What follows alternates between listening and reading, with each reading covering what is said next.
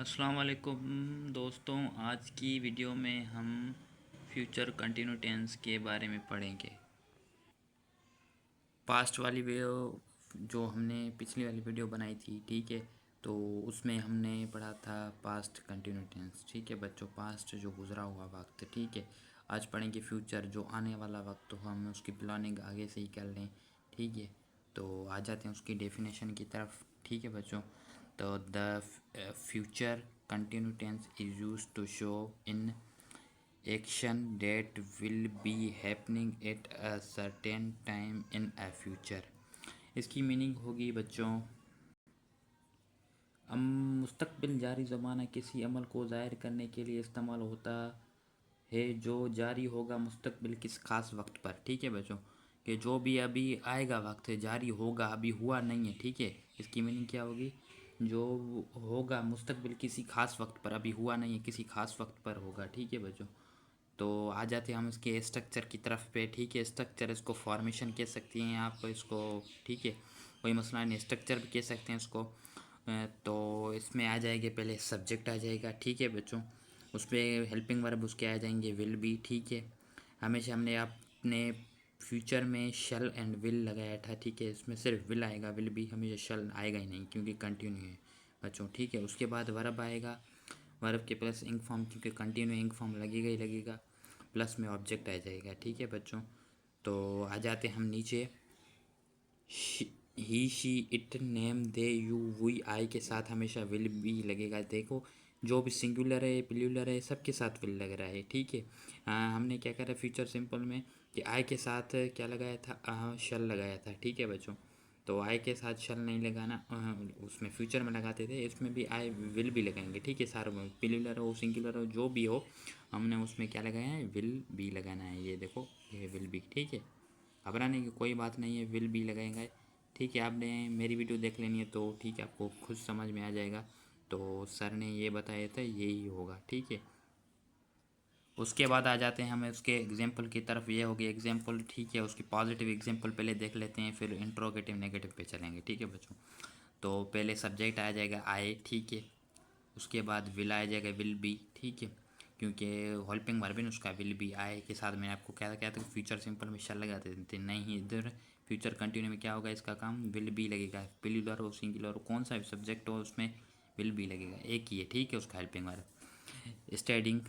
ठीक है, at 8 PM, it 8 PM tomorrow. ठीक है, तो उसकी मीनिंग होगी जब तुम आओ, मैं आज 8 बजे पढ़ा रहा हूँगा। अभी उसने पढ़ाया नहीं है। ठीक है बच्चों, तो इसकी मीनिंग इस सेंटेंस की यही होगी। ठीक है, तो आ जाते हैं उसे सेकंड है हम एग्जाम्पल की तरफ। ठीक, उसके बाद सब्जेक्ट आ गया शी। ठीक है, उसके बाद विल भी लगा। ठीक है, उसके बाद कुकिंग, ठीक है, खाना पकाना। डिनर, ठीक है, सब्जेक्ट आ गया व्हेन यू अराइव। ठीक है, ये भी उसका पूरा ऑब्जेक्ट ही है। ठीक है, आप समझ लो, ये डिनर है, ये पूरा उसका ऑब्जेक्ट ही है, ये हो गया उसका मेन वर्ब। ठीक है बच्चों, इसकी मीनिंग होगी जब तुम आओगे तो वो खाना पका रही होगी, अभी पकाया नहीं है क्योंकि कंटिन्यू है। देखो बच्चों, मैंने आपको क्या बताया था स्टार्टिंग में, क्योंकि जो भी हम आगे वाले वक्त की प्लानिंग करें, अभी किया नहीं हो वो काम जो हम करेंगे आगे। ठीक है, सोच के रखते हैं ना हम जहन में, हम कल गाड़ी कैसे चलाना सीखूँगा।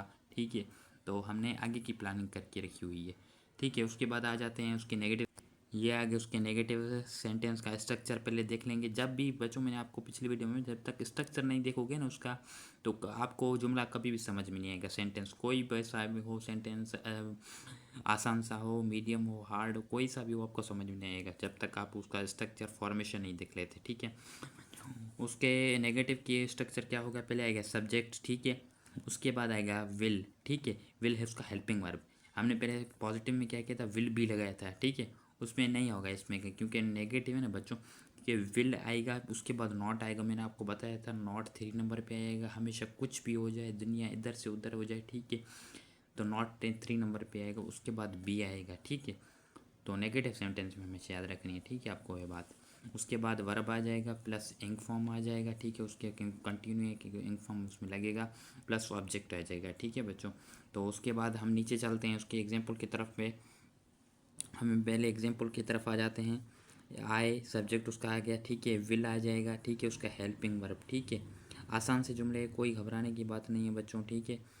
नॉट आ जाएगा प्लस 3 नंबर में, मैंने आपको क्या बताया था स्ट्रक्चर में, नॉट आएगा हमेशा 3 नंबर पे आएगा, कुछ भी हो जाए कैसे भी हो जाए 3 नंबर पे आएगा ही आएगा नॉट, ये उसूल है उसका, ठीक है।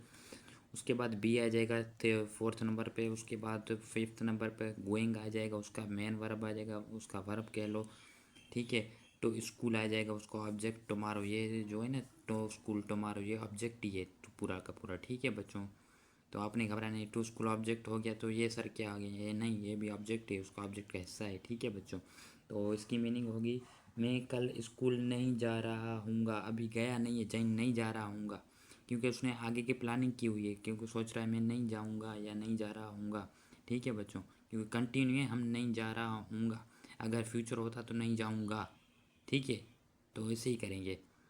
तो उसके साथ हम सेकेंड एग्जाम्पल पे आ जाते हैं, शी विल, ठीक है, सब्जेक्ट आ गया, उसके बाद विल आ जाएगा, फिर 3 नंबर पे आपको मैंने आपको नॉट बताई थी, नॉट आ जाएगी, प्लस में बी 4th फॉर्म में वर्किंग, ठीक है। उसका मेन वर्ब आ जाएगा एट द टाइम, ये ऑब्जेक्ट आ जाएगा एट दैट टाइम, ठीक है बच्चों।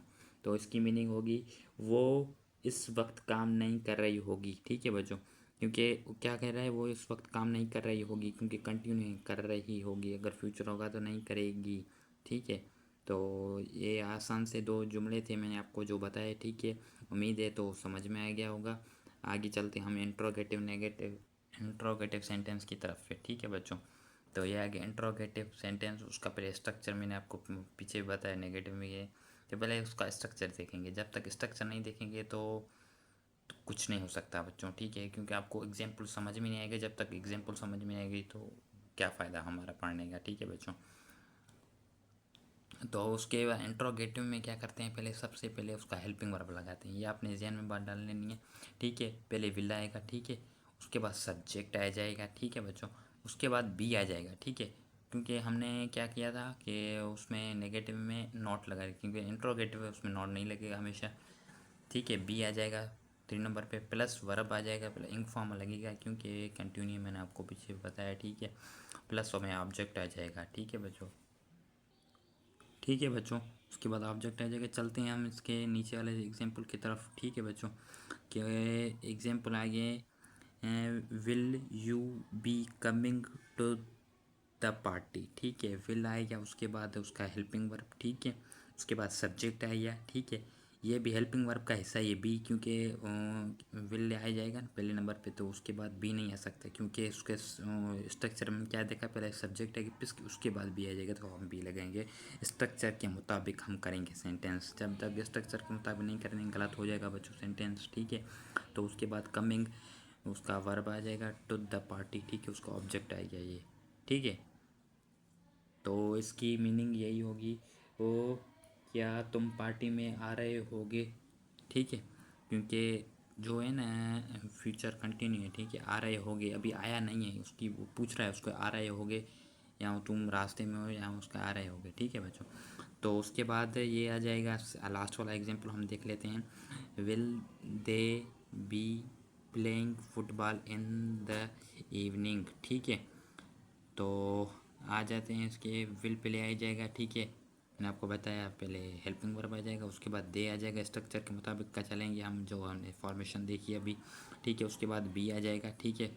3 नंबर पे प्लेइंग आ जाएगा, ठीक है, खेलना उसको कहते हैं, ठीक है। वर्ब आ जाएगा, प्लस ऑब्जेक्ट है कि फुटबॉल इन द इवनिंग, ये सब पूरा का पूरा ऑब्जेक्ट है, ठीक है, घबराने की कोई बात नहीं। हाँ, एक बात मैं आपको बताना ही भूल गया, क्योंकि ये जो आपने देखे ना क्वेश्चन मार्क, ठीक है, ये क्वेश्चन मार्क, ठीक है, ये वाली, ठीक है, ये ऊपर वाले भी क्वेश्चन मार्क मैंने आपको नहीं बताई, जब तक आपने ये क्वेश्चन मार्क नहीं लगाएंगे, क्योंकि इंट्रोगेटिव है बेटा, सवाली जुमले, किसी से हम सवाल कर रहे हैं, ठीक है, वो तो उसका जवाब देगा अभी, तो जवाब दिया नहीं, हम उससे सवाल कर रहे हैं, ठीक है। क्योंकि हम सवाल करेंगे, क्वेश्चन मार्क लगाना ज़रूरी है। आपने ये they will be playing football in the evening ये सारा जुमला लिख लिया, ठीक है, सही तरीके से, बिल्कुल अच्छे तरीके से। अब आपने ये क्वेश्चन मार्क नहीं दी, ठीक है, ये वाली क्वेश्चन मार्क, तो आपका पूरा जुमला गलत हो जाएगा, फिर सही क्यों ना हो सारा का सारा, जब तक आप एक मिस्टेक करेंगे ना, एक मिस्टेक की वजह से सारा का सारा जुमला गलत हो जाता है। इंट्रोगेटिव में हमेशा याद रखनी है।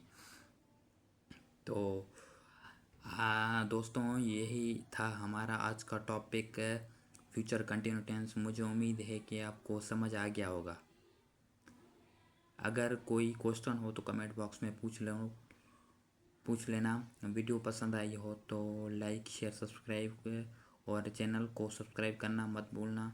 मिलते हैं अगली वीडियो में। अल्लाह हाफिज़।